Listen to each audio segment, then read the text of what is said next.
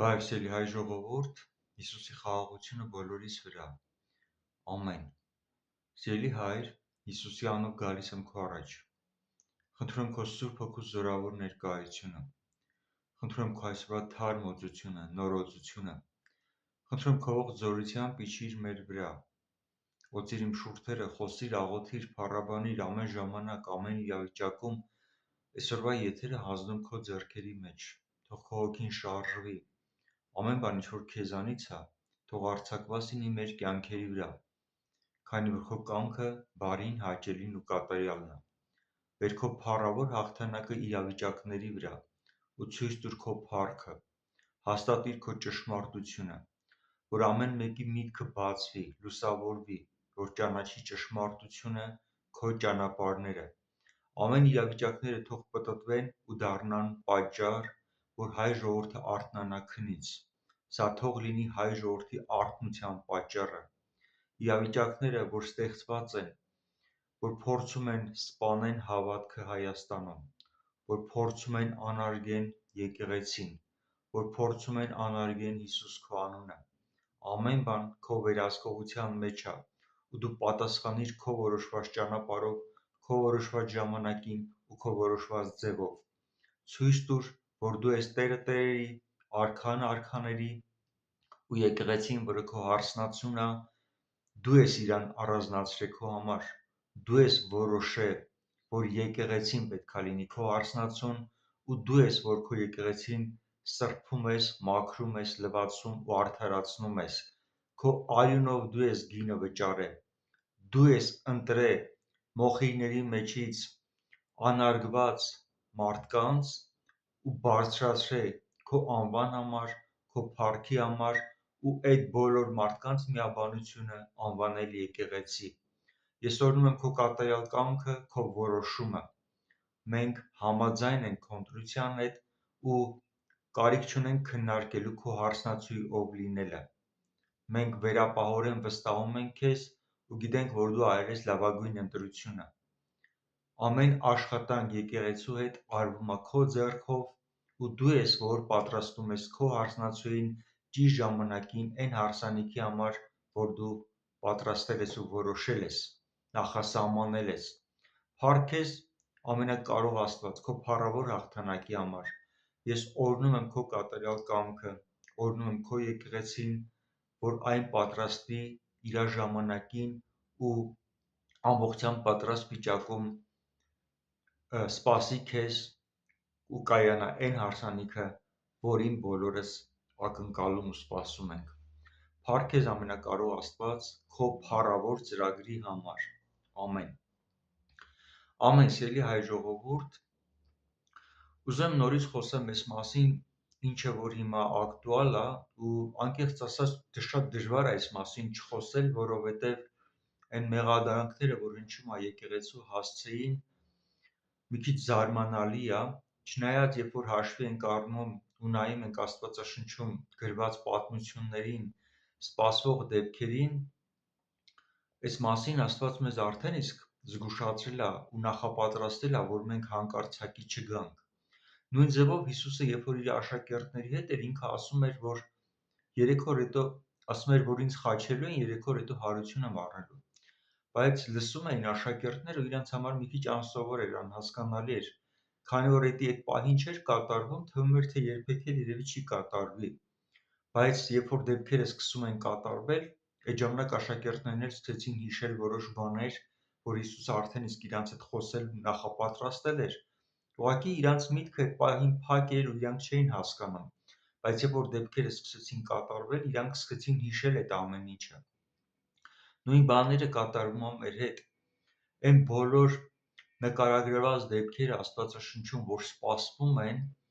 մենք դրանց process-ի մեջ ենք։ Ուղղակի, երբ որ կարդում ենք Աստվածաշունչը, երևի այդքան լրջությամբ չէինք պատկերացնում կամ գուցեև չէինք ակնկալում, որ դա մեր ժամանակում կարա կատարվի, մտածում ենք դա հետոյի համար է։ Բայց փաստացի մենք անցնում ենք այն ճանապարհով, ինչի մասին Հիսուսը խոսել է, ու սա օտար ձևով չպետքա վերաբերվենք։ Սա ընթացքն է, սա ճանապարհն է, սա այն ուղին է, որով Աստված անցկացնում է իր եկեղեցին։ Ու փառք Աստծո իր ընտրության համար, իր որոշման համար, իր ճանապարհների համար։ Մենք Աստծո սեփականությունն ենք ու Աստվածը Տերն ու տնօրենը մեր կյանքի, մեր ամեն իրավիճակի, ինքը ոնց ուզում է ձովել վարվում է։ Ու հիմա այն բոլոր հարձակումները, որ կա եկեղեցու վրա, գիտեք, շատերի համար անսպասելի է այն առումով, որ եկեղեցու վերաբերմունքը, երբ որ տեսնում են, որ չի պատասխանում համարժեք, մտածում են, թե եկեղեցին ունի ինչ-որ խնդիրներ իրականում, դրա համար վախենում է պատասխանի, որովհետև մտածում է, որ Փաշինյանը ունի որոշակի կոմպրոմատներ եկեղեցու վրա, եկեղեցու որոշ քահանաների վրա, ու մտածում է, որ եթե քահանաները համապատասխան արձագանքեն, դա ավելի վատ հետևանք կունենա։ Բայց ես ուրիշ տեսանկյունից եմ ուզում դուք հարցին նայեք։ Հիշում եք, երբ որ Հերովդեսի մոտ տարան Հիսուսին, ու Հերովդեսը հարցեր էր տալի Հիսուսին, ինքը իրան հետաքրքրող հարցերի պատասխաններ ուզում ստանար, իսկ Հիսուսը լռում էր, Հիսուսը արհամարհում էր, Հիսուսը ընդհանրապես ցանկություն չուներ Հերովդեսի հետ խոսելու, Հերովդեսը իշխանությունն էր ներկայացնում, թագավորն էր։ Ու այսօր ես տեսնում եմ, որ եկեղեցին նույն դիրքորոշման մեջ է, ինքը չի պատասխանում իշխանությանը, այն հարցերի պատասխանը, որ ակնկալում է ստանա Փաշինյանը, դրան համարժեք պատասխան չի տալի եկեղեցին, չի մտնում դիսկուսիայի մեջ, բանի տեղ չի դնում, ու սա գուցե տպավորություն ստեղծում է, որ նշանակում է եկեղեցին ինչ-որ մի բան կա, որ վախենում է ձայն հանի, որ ջրի երես դուրս չգա, բայց ես ուզում եմ դուք իրոք նայեք Հիսուսի պահվածքին Հերովդեսի առաջ կանգնած, Հիսուսը սուրբ էր ու դրա վրա որևէ կասկածանք չկա, բայց սուրբ լինելով հանդերձ Հիսուսը չէր պատասխանում, ու իրոք շատերի մոտ այդ տպավորությունը ստեղծվում էր, որ գուցե մի բան այն չի։ Նույնիսկ Եսայի մարգարեն, երբ որ 53-րդ գլխում նշում է, ասում է, մենք մտածում ենք, որ Հիսուսը ինքը Աստծուց անարգված մեկն է, այն չարչարանքներին, որ արժանանում է, ու այն պատժին, որ վերջնական հասցնում են իրան խաչելու մահով, մահանում է։ Եսային նկարագրում է իր մարգարեության մեջ, որ մարդկային տեսանկյունից բոլորի աչքի առաջ այն տպավորությունն էր, որ Հիսուսը Աստծո առաջ ինչ-որ մեղավոր մեկն է ու արժանանում է Աստծո պատժին, անարգված Աստծո կողմից, ասա, բայց ճիշտ հակառակ իրավիճակն էր, ինքը կրում էր մեր մեղքերը, մեր մեղքերի համար էր, որ ինքը անցնում էր այդ ճանապարհը, այսինքն նույն իրավիճակի վրա կա երկու տեսակետ, կա աստվածային տեսակետ, որ Աստված նման ձևով անցկացնում է Հիսուսին, ու կա մարդկային տեսակետ, որ մտածում են, որ այս մարդը եթե չի պատասխանում, ուրեմն մեղավոր է, որոշել է իր լռությամբ ընդունի իր մեղքը։ Նույն իրավիճակը այսօր կատարվում է եկեղեցու հետ։ Եկեղեցին չի պատասխանում ու վարվում է այն խոսքով, որ գրված է, երբ որ քո մի երեսին ապտակեն, մյուսը դեմ տուր։ Եկեղեցին նման պահվածք է այսօր դրսևորում ու ամեն դատ հանձնել է Աստծո ձեռքը։ Հիշում եք, ես երեկվա իմ տեղադրած Աստծո խոսքի մեջ իրավիճակ նկարագրեցի, որտեղ կար ապստամբություն, ու այդ ապստամբությունը պարզելու համար, թե ով է սուրբ, ով մեղավոր, Աստված առանձնացրեց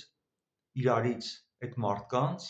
մեկի վրա բերեց դատաստանը, մեկին բարձրացրեց։ Պատասխանը Տիրոջից է, Աստված է, որ որոշում է, ով է սուրբ, ով մեղավոր։ Շատերը ինձ գրում ասում են, որ ես իմ կարծիքն եմ արտահայտում ու արդարացնում եմ քահանաներին, այնինչ պետք է երևի թե մեղադրեմ ըստ իրանց տեսակետի։ Գիտեք, կապ չունի ես ինչ դիրք կունենամ, կարդարացնեմ, թե կմեղադրեմ, կարևորը, թե ինչ է ասում Աստված, ինչ դիրք ունի Աստված։ Ես կարող եմ արդարին մեղավոր ասեմ, Աստված այդ մեղավորին, որի ես մեղավոր եմ տեսնում, համարի արդար։ Նույն այդ մարդուն կարող ես արդար համարել իմաստի երևույթով, բայց իր ծածուկ կյանքը Աստծո առաջ է ու ինքը մեղքերի մեջ է ու Աստված իրան մեղավոր անվանի։ Կարևորը թե ինչ է ասում Աստված ու ոնց Աստված կպատասխանի։ Երբ որ Հիսուսին խաչեցին ու ինքը մահացած էր, մարդկությունը այդ պահին, որ ցնծում էր ու գոռում էր խաչեք դրան, երբ որ տեսան Հիսուսի մահը, ուրախացել էին, որտեղ կարծում էին մեղավոր մեկը իրանց մեջից վերցվեց, որը անեծք էր բերում Իսրայելի վրա։ Դա իրանց մարդկային տեսակետն էր, բայց Աստծու տեսակետը տարբերվում էր ու 3 օր հետո Հիսուսին հարություն տվեց ու արդարացրեց ու կանգնեցրեց բոլորի առաջ որպես սուրբ ու անարատ ու Հիսուսի միջոցով սկսեց իրականացնել փրկության ճանապարհը, որը մարդկանց մտքով նույնիսկ չէր էլ անցնում։ Եկեղեցին այսօր անցնում է նույն մահվան ճանապարհով։ Եկեղեցին թույլ է տալի, որ իրան խաչեն։ Հիսուսը երբ որ Գեթսեմանյան այգում աղոթքը վերջացրեց ու հետո զինվորները հարձակվեցին ու բռնեցին Հիսուսին, որպեսզի տանեն արդեն դատելու համար, աշակերտները մտան պայքարի մեջ մարմնական, ֆիզիկապես։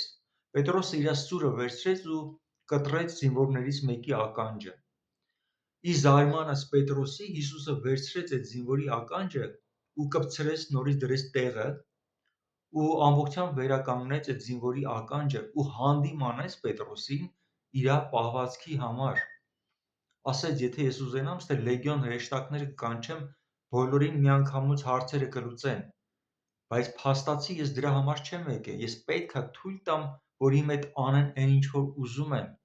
որպեսզի Աստված բերի պատասխանը։ Ես ինձանով կարամ պատասխանեմ, բայց դա լիարժեք պատասխան չի լինի ու բոլորի մոտ հարցեր կթողնի, բայց երբ որ ես դատը հանձնում եմ Աստծուն, Աստվածը ցույց տալի իրականում ինքը ում հետ է։ Ոստեղ շատ կարևոր է։ Ես այս ամեն ինչ ասելով ուզում եմ ասեմ, որ շատ մարդիկ, որոնք ակնկալում էին առաքելական եկեղեցու կտրուկ վերաբերմունքին, շատերն ասում են պետքա նզովեին, որոշ մարդիկ ասում են պետքա զանգեր հնչեցնեին, համախմբեին բոլորին, պատրաստեին, ասես թե հեղափոխության կամ պայքարի, այսինքն մարմնական գործողությունների կոչեր է հնչում։ Մարդկայինորեն դա հասկանալի է, բայց Աստծո տեսանկյունից Աստծո ճանապարհները տարբերվում են։ Եթե մարդկայինորեն տրվի պատասխանը, օրինակ, եթե ասեն, եկեք զանգեր հնչեցնենք, թող բոլոր մեր հետևորդները կանգնեն մեր կողքին ու պաշտպանեն մեզ, ես համոզված եմ, Հայաստանում շատ մեծ քանակություն, շատ բարձր տոկոսով ամեն մեկը կկանգնի իր տարածքում, որտեղ ինքը ապրում է, կգնա այն եկեղեցին, որտեղ կա ու իր ներկայությամբ, իր մասնակցությամբ ցույց կտա իր աջակցությունը եկեղեցում ու դա քանակապես կդրսևորվի ու տեսանելի կդառնա ու բոլորով կհասկանան, թե ինչքան մարդ կա, որ կանգնած է եկեղեցու կողքին ու ես համոզված եմ, դա կգերազանցի 70-80%-ը։ Բայց եկեղեցին նման ձևով չի անում։ Եկեղեցին թույլ է տալի, որ իր փոխարեն պատասխանի Աստված։ Եկեղեցին ուզում է, որ բոլորի աչքի առաջ գա պատասխանը, որ Աստված ինքը ցույց տա ով է սուրբ, ով մեղավոր։ Ու սա շատ կարևոր է հենց մարդկանց համար, որոնք իրականում այս պահին հստակություն չունեն, որովհետև կարևոր է, թե իրավիճակին ոնց է նայում Աստված, սրտեր քննող Աստված է։ Նորից եմ ասում, Հիսուսին մարդիկ նայում էին, տեսնում էին մեղավոր մեկին, բայց ինքը Աստծո առաջ սուրբ ու անարատ էր։ Ճշմարտությունը նա է այն, ինչ որ ասում է Աստված, ոչ թե այն, ինչ որ ասում են մարդիկ։ Հիշում եք Հիսուսին ոնց էին մեղադրում։ Ասում էին Հիսուսը ասեց, որ քանդեմ այս տաճարը ու 3 օր հետո կկառուցեմ, բայց Հիսուսը չէր ասել, որ ինքը կքանդի, ինքը ասել էր դուք քանդեք տաճարը, 3 օր հետո կկառուցեմ ու նկատի ուներ իր մարմինը, որը կենդանի տաճար է, որը քանդվելու էր ու 3 օր հետո հարություն առավ։ Այսինքն քանդեցին ու Աստված հարություն տվեց, կառուցեց, վերականգնեց։ Իր ասածները Հիսուսի ուրիշ ձև ներկայացրեցին, այդ խոսքերը արժե զրկեցին, այդ խոսքերի հիման վրա բարոյազրկեցին Հիսուսին, բոլոր մարդկանց առաջին մեղավոր հանեցին Հիսուսին, Աստծո թշնամի ներկայացրեցին ու հետո դարավ դա հիմնավոր պատճառ, որ այդ ժողովուրդը սկսեց ինքը ցանկանալ Հիսուսի մահը, ասես մի մեղավորի։ Բայց դա ճանապարհ էր, որտեղ պետք է հենց ժողովուրդը տեսներ Հիսուսը մեղավոր է, թե չէ։ Հիսուսը համարձակորեն գնաց ընդառաջ այն մահվան, որ իրան առաջարկում էին, համոզված լինելով ու իմանալով ինքը ով է, ինչի համար է երկրի վրա ու ինչ է անում։ Ու Աստված հաստատեց ճշմարտապես, որ Հիսուսը Աստծո որդին է ու Աստծուց ծնված է, Աստծո ծրագրերը իրականացնելու համար այս երկրի վրա մարդկության կյանքի վրա փրկությունը բերելու հենց այս ճանապարհով։ Եկեղեցին այսօր իր լռությամբ ընտրեց նույն ճանապարհը։ Եկեղեցին հիմա թույլ է տալի, որ իշխանությունը իրան խաչի։ Ու նաև իր հետևորդներին կոչ չի անում իրան պաշտպանելու, ընդհակառակը, ոնց Պետրոսին ասեց սուրը դիր պայծյանդ, սուր վերցնողը սրից կընկնի։ Ուզում է ասի թույլ տվեք, մարդկայնորեն մի խառնվեք,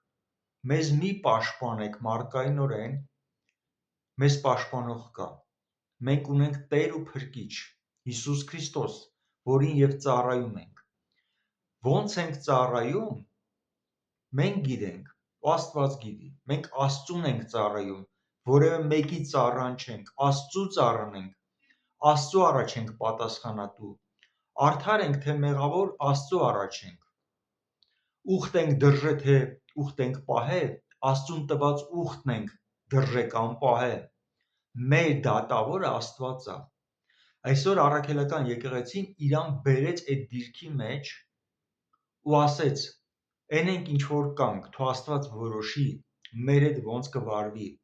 Եթե մենք իր առաջ ճիշտ ենք, մեզ Աստված կբարձրացնի։ Մեր հեղինակությունը նորից, որը խաթարված է, կբարձրացնի։ Եթե մենք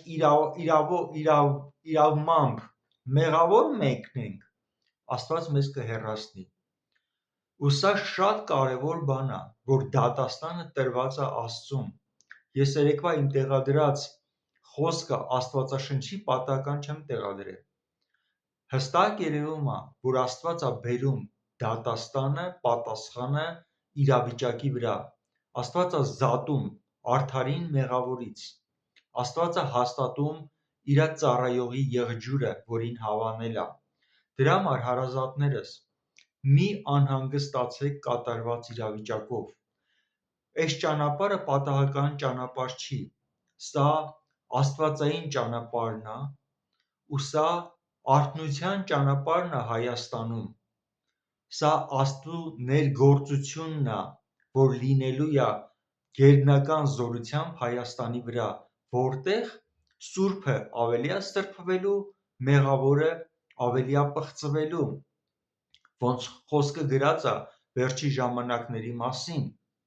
Սա հնարավորությունն է այն պիղծ մարդկանց, որպեսզի դրսևորվեն,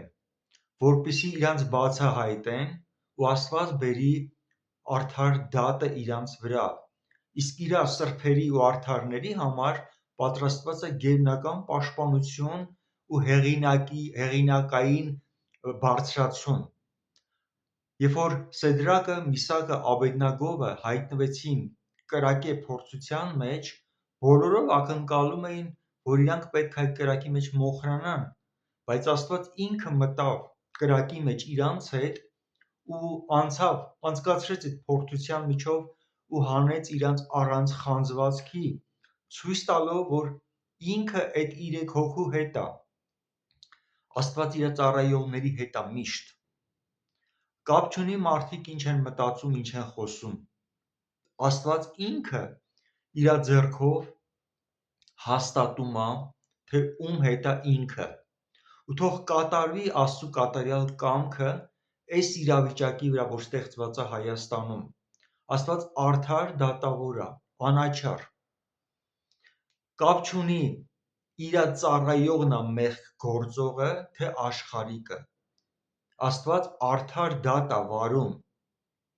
Ու եւս մի բանի մասին ուզում եմ ասեմ, ու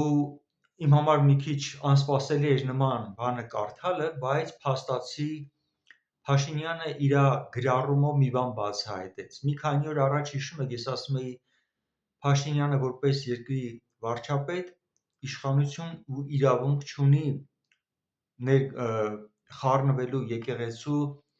գործերին, որոշումներ կայացնելու, քանի որ կառույցը Աստծուց է, եկեղեցին Աստծուց է ստեղծված ու Աստծո կարգ ու կանոնի մեջ է գործում։ Բայց ասում էի, որպես առաքելականի հետևորդ, ինքը իհարկե իրավունք ունի իր մտահոգությունը հայտնելու, բայց ես այսօր ուզում եմ մեկ այլ բան ասեմ։ Քանի որ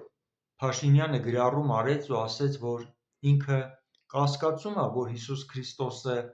Աստվածածին է, որ հնարավոր չի, որ կույսը հղիանա ու որդի ծնի, այսինքն իր այդ հայտարարությամբ ինքը կասկածի տակ դրեց Հիսուսի ով լինելը, դրանով իսկ ուզեց ասել արդեն, որ ինքը Հիսուսին չի հավատում որպես Աստծո որդու, ու դա արդեն իսկ նշանակում է, որ ինքը Հիսուսի հետևորդ չի կարա համարվի։ Եթե ինքը Հիսուսի աստվածությունը կասկածի տակ է դնում, ինքը չի կարա քրիստոնյա համարվի, ինքը չի կարա լինի առաքելական եկեղեցու հետևորդ։ Այսինքն, եթե ես մինչև այդ ասում եմ, որ ինքը որպես առաքելական եկեղեցու հետևորդ կարա անհանգստություն ցույց տա ու փորձի հասկանա, այս ինչ է կատարվում, հիմա ես տեսնում եմ, որ ինքը ընդհանրապես հետևորդ չի, այլ ինքը լրիվ իրան ցույց տվեց, որ տրամադրված է թշնամաբար Աստծո հանդեպ, Հիսուս Քրիստոսի հանդեպ, ինքը ընդհանրապես հետաքրքրված չի Աստծո գործով, Աստծո ծառայությամբ, Աստծո եկեղեցով, իր նպատակը մեկն է։ Ոնց սատանան եկավ Ադամի ու Եվայի մոտ ու սկսեց չարախոսել, որպեսզի գողանա Ադամի ու Եվայի սիրտը Աստծուց, ես նույն բանը տեսնում եմ, որ անում է Փաշինյանը, փորձում է ժողովրդի սիրտը գողանա եկեղեցուց։ Սա թշնամական վերաբերմունք է, որը Փաշինյանը իր գրառումով բոլորին բացահայտ ցույց տվեց, որ ինքը սատանայի ծրագրերն է իրականացնում հարձակվելով Աստծո ստեղծած եկեղեցու վրա, որը ծնված է Աստծուց, որը Աստծո հարսնացուն է, ու Աստված է, որ իր եկեղեցին սրբացրել է իր արյունով։ Այսինքն սա բացահայտ հարձակում է քրիստոնեության վրա, Քրիստոսի վրա ու Քրիստոսի հետևորդների վրա։ Դրա համար հարազատներս, դատաստանը Աստծուց է։ Ամեն իրավիճակ, որ բարձրացած է Աստծո կամքի դեմ, Հիսուսի անունով անիծված է ու առ ոչինչ է։ Ոնց սատանայի բոլոր ծրագրերը Հիսուսի հանդեպ խաչելու ու վերջնական հաշվեհարդար տեսնելու մատնվեց անհաջողության, նույնը կլինի այս իշխանությունների հետ, որոնք իրանք բացահայտ դրսևորում են ու համարում են, որ իրանք Քրիստոսի թշնամին են, ոչ թե հետևորդները։ Դատաստանը Տիրոջն է։ Մեր արդար դատավորը Հիսուս Քրիստոսը թող բերի իր արդար դատը ու կրակով պատասխանի ամեն մեկին, արդարին արդարացնի, մեղավորին դատի։ Հայր քո կատարյալ կամքը թող իրականություն դառնա այս իրավիճակում ողջ Հայաստանի վրա, ու Հայաստանում ամեն մեկի սիրտը թող ուղղակի բաց լինի ճշմարտությունը ընդունելու,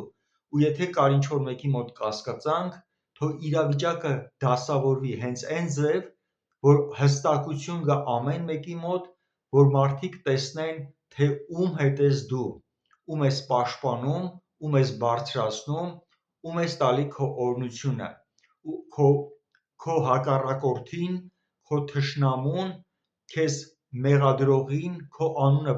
վարքաբեկողին ոնց ես պատժում ու հեռացնում ասպարեզից ու ազատում Հայաստանը այս գերությունից, որի մեջ հայտնվել է։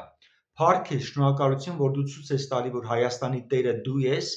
ու սա պայքարը Հայաստանի համար, ու դու վարում ես քո պատերազմը, քո որոշված ճանապարհով,